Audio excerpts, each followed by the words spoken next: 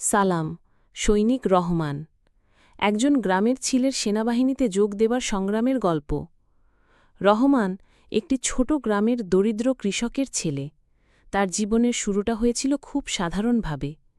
কাঁচা মাটির ঘর, মাটির চুলা, বাবার হাল চাষ আর মায়ের সুই সুতার কাজ, এই ছিল তাদের সংসারের চাকা। ছোটবেলা থেকেই রহমান একটু আলাদা ছিল।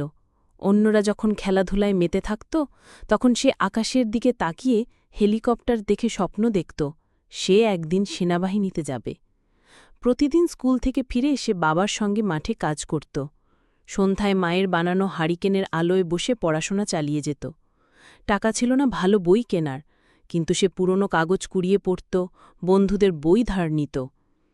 গ্রামের অনেকেই তাকে বলত, তুই কি আসলেই আর্মি হতে পারবি?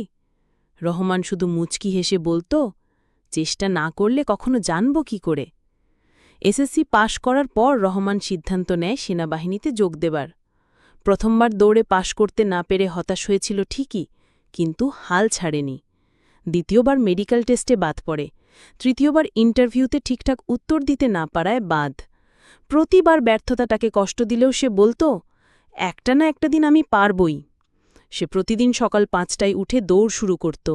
গ্রাম থেকে ৫ কিলোমিটার দূরে গিয়ে অনুশীলন করত, নিজেই শরীরচর্চা করত। কেউ সাহায্য করত না, তবু রহমান নিজের মতো করেই প্রস্তুতি নিতে থাকে। তার চোখে তখনও সেই স্বপ্ন, সেনার ইউনিফর্ম, কাঁধে জাতীয় পতাকার ব্যাজ, বুক ভরা গর্ব। চতুর্থবার অবশেষে সব পরীক্ষায় উত্তীর্ণ হয় রহমান। ডাক আসে সেনাবাহিনীতে যোগ দেওয়ার জন্য।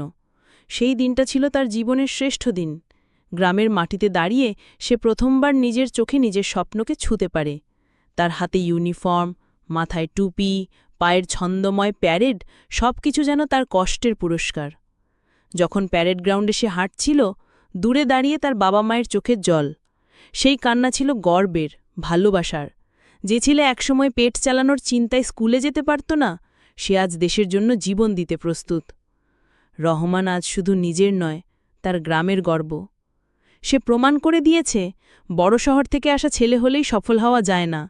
স্বপ্ন থাকলে, পরিশ্রম থাকলে, গ্রাম থেকেও সেনা হওয়া যায়।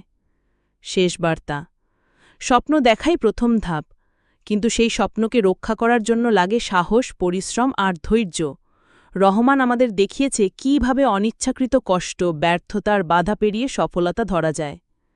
তোমার জীবনেও যদি এমন একটা স্বপ্ন থাকে, তাহলে শুরু করো আজই। হতে পারে রাস্তা কঠিন, কিন্তু শেষটা গর্বের হবে, এই ভরসা রেখো। তোমার স্বপ্নে বিশ্বাস রাখো, একদিন পৃথিবীও তোমার